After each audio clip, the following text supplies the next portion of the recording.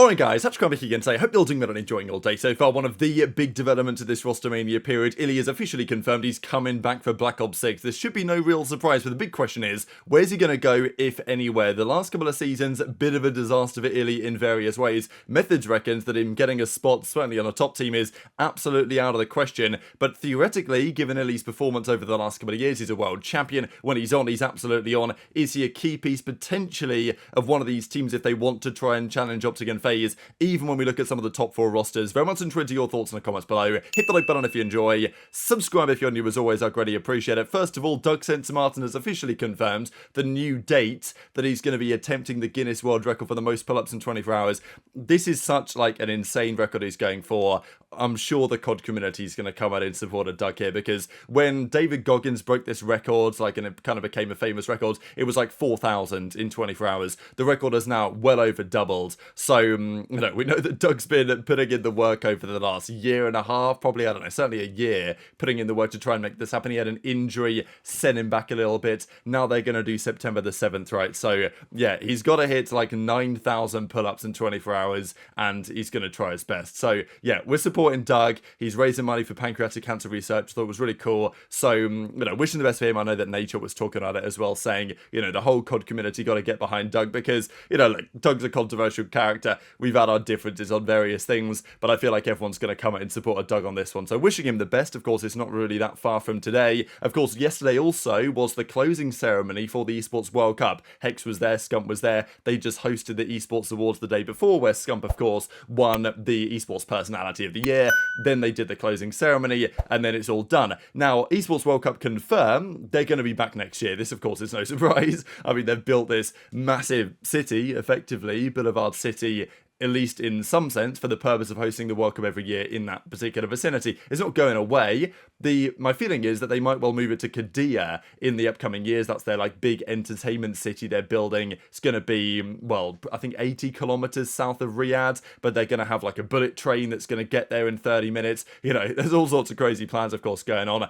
And maybe that's going to be where it's going to be hosted in the upcoming years. When that's all built and ready in, maybe 5 years' time, maybe longer, who knows what the kind of time frames are going to be on that. But the World Cup confirmed they're going to be back. The question for me is, will it be the same structure next year? Because they say, yeah, July to August again. Will it be exactly the same? Will they condense it to some degree? Will it be even longer? Because this year it started second week of July and has ended effectively yesterday. So basically 8 weeks of matches went on, and every week there were 3 or 4 different esports being played. Will that be the same format next year? Maybe, maybe not. Of course, for the Call of Duty perspective, it would be maybe better. I don't know, it depends on your opinion, really, whether it was later in the year, so that it could be maybe the first event of the new season, or it could even be earlier in the year, so it was somewhat mid-season. But July, August, because they want to do it summertime, which makes sense. But July, August is also when we have our World Championship, right? This year it was in July. To be fair, last year it was in June. So this year we had the World Championship, then we had the World Cup. I think in my kind of mind, in an ideal world,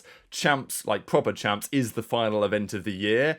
It feels a bit strange to do champs to crown the real champion and then do another big event a few weeks later that obviously FaZe won, but OpTic really were the champions of the season, right? But it just feels a bit weird that that's not the case. This used to be a thing back in 2015, 2014, stuff like that, and even 2013, when the World Championship was not held at the end of the season, because they held it in March, April, basically, in order to promote the second DLC. Classic Call of Duty shenanigans on that one. But this is probably how it's going to be. The question really is, this year, the World Cup was in August, right middle of August, and the World Championship was in July. It wouldn't necessarily be impossible to do it the other way around, because this year there wasn't that much notice. We only found out that Modern Warfare 3 was even going to be there a few weeks before it actually, was a thing, and then, even for those of us who attended, it was all really last minute. Even the players weren't really sure what the plan was going to be in the lead up to it. So many other things. So with a whole year notice, I think it should be possible. I don't know what you guys think about this, but I'd like to see a world where we go Major 1 in December, Major 2 in the start of February, Major 3 middle of March, Major 4, let's say end of April, Major 5 middle of May, June, I don't know, Major 6, okay, I'm getting optimistic at this point, but run 5 majors, then run the World Cup at the start this time. So run it at like the start of July, have that as kind of not exactly a mid-season event, but as a build-up to the World Championship, and then run champs in August in Dallas or, you know, London or wherever you want to do it, because I think this year, given it was so last minute, things ended up being, you know, in August. Whereas theoretically, because the World Cup lasts for so long, it would be possible to do the World Cup first and then champs, if that was part of the plan, if that's what they want to do. So intrigued to your thoughts in the comments below on that one, but let's dive straight into this iLLeY situation, right? Because as he says here, free agent for the 2025 season, 432,000 views, 6,000 likes on this one. So iLLeY coming back, he's obviously been teasing it for a little bit of time. He did an Instagram post a while ago where he put up, you know, the hourglass emoji, all this stuff. So it was pretty clear that iLLeY was looking to return. What happened with iLLeY this last season was in many ways the story of the year, and it was, yeah, quite the turn of events. We obviously know what happened. Major one in Boston, you know, the interview that he did on the main stage, like myself and Gersh and some other, like, basically media tried to talk to him after that series, and you could not get a good answer out of iLLeY. So, you know, that was the drama, the pilly, and all this, like, the nicknames that happened as a result. And then Seattle Surge were in an interesting position where they put iLLeY to the bench, didn't even really announce it or as to why. There were questions as to whether this was a Surge decision, whether this was a CDL decision, where iLLeY even was. You know, was he back home in Brampton with his family in, like, nearby Toronto, Canada? Was he still with the team? Like, we really didn't know, and it was complete radio silence. And even from iLLeY himself, there was nothing really said about the situation. He, for some reason, doesn't like to stream, even though, like, he has been a streamer. He's a very entertaining player and personality, but he has this kind of, like, radio silence mindset where, and I don't know if it necessarily helps him. Like, he still has great name value, and people still know and respect him and think he's a great player for sure, and all of those are good reasons. But at the same time, if he just turned the stream on, I swear it would help his prospects, would it not? I don't know if you guys agree or disagree in the comments section below.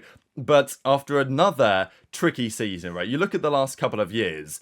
Obviously, Modern Warfare 19, he had a great season, won the World Championship at the end of the year as a rookie, and that set him on. Like, it was quite clear that iLLeY's play was not the same as a Simp or a Cellium or, you know, let's say a Dashy or whatever, because these guys were similarly hyped to iLLeY when iLLeY came in. I would say iLLeY, when he first came into the league, was maybe even more hyped than Simp was, which sounds like a crazy take, but genuinely at the time, I think that there was, like, probably more hype, if not similar hype around iLLeY because of what he'd done before turning 18. And okay, that first season iLLeY was not playing in like a crazy slaying role, but he still was a crucial reason why Dallas Empire won champs that year. The year after, there was the drama with Hook and those things, but they still made a couple of finals, at least one final. iLLeY was still a pretty good player in that season.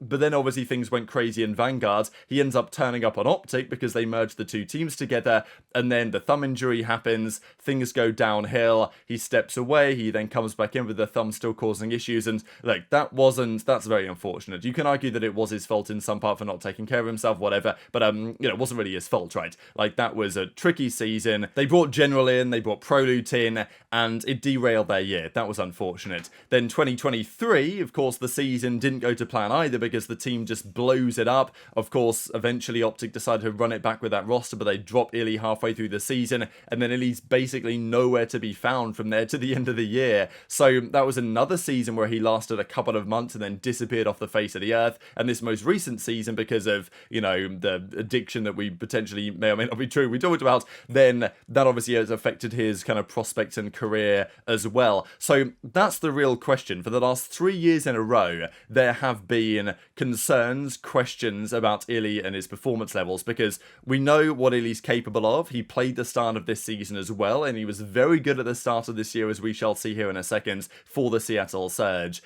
But obviously there are questions around iLLeY, and when for 3 years in a row now he's not been able to complete a full season for various reasons, there's obviously going to be some concern about whether, you know, he can be, you know, trusted, I guess. Like, if you're a general manager, if you're a coach, if you're an organization signing this guy, especially with what happened on Surge last year, you're probably wondering whether it's the best idea, to be honest. Very much intrigued to your thoughts in the comments, where you think iLLeY might go. What sort of team will reach out to iLLeY? Because players still respect and rate iLLeY, but as I say, after 3 years of kind of a similar thing happening, at least on some level, not being able to last a full season, it's a question on whether the players' kind of confidence and trust in him has diminished to some degree, or whether, you know, they've still got faith that iLLeY's going to be the top player that we know that he can be going forwards. But even if the players are convinced, are the owners convinced, are the, you know, let's say the teams convinced themselves, the general managers, what does that situation look like as well? And where might he potentially go? Because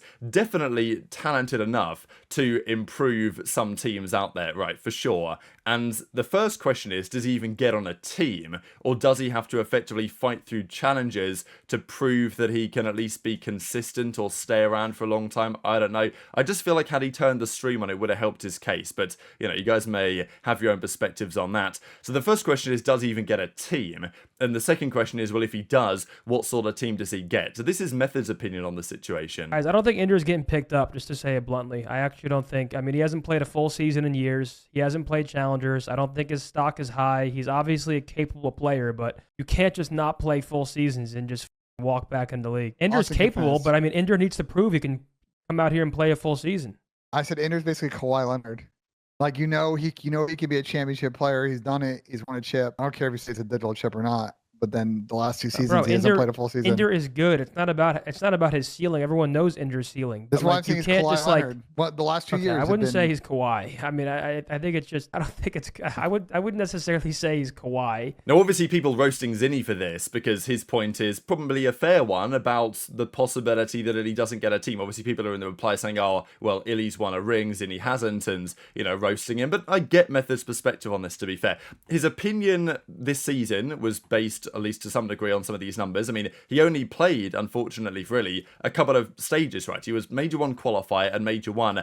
That's all he played. That's all he got to play. It was the Search and Destroy that was probably the best. The first couple of series he played back in the league after his break were, like, incredibly good. I remember a couple of Terminals. He was absolutely taken over, I think, when Terminal Hardpoint was in the rotation at the start of the year and stuff like that. And sure, as the stage went on, Seattle Surge regressed somewhat. iLLeY's KD came down back to earth on some level. But, like, that team was still very broken, really. Like, it was Hook and aBeZy on your SMGs before aBeZy was actually good because they put him on his proper role. Arcetes was on the AR alongside iLLeY, and Arcetes wasn't good this year either. So that was a pretty broken team, and iLLeY was by far the standout player at the time on that roster until they got rid of him after Major 1, after everything that happened on the main stage during that event. They came top 6, I think, in the Seattle Surge, that tournament. So, you know, iLLeY was the standout player on what was a terrible team. They got rid of iLLeY and they were awful, and then eventually they got rid of Arcetes as well. They brought in aBeZy, put aBeZy to the AR, and things definitely turned around. So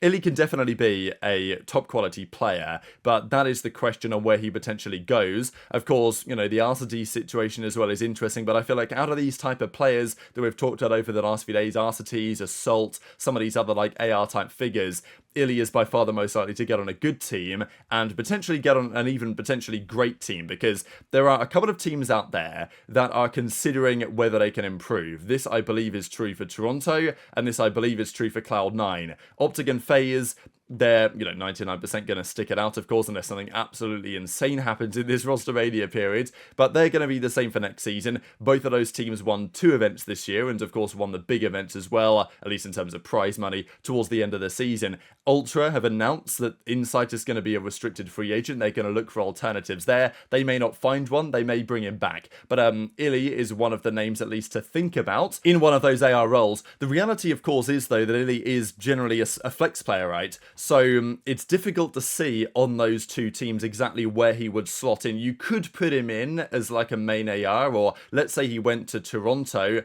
Could Scrappy and iLLeY work as an SMG duo or an AR duo? Sorry, I think they definitely could, but it's not going to be a Scrappy and Insight situation where Insight has a very, you know, specific playstyle. He just, you know, plays slow, gets the hill time. You know what you're going to get from him.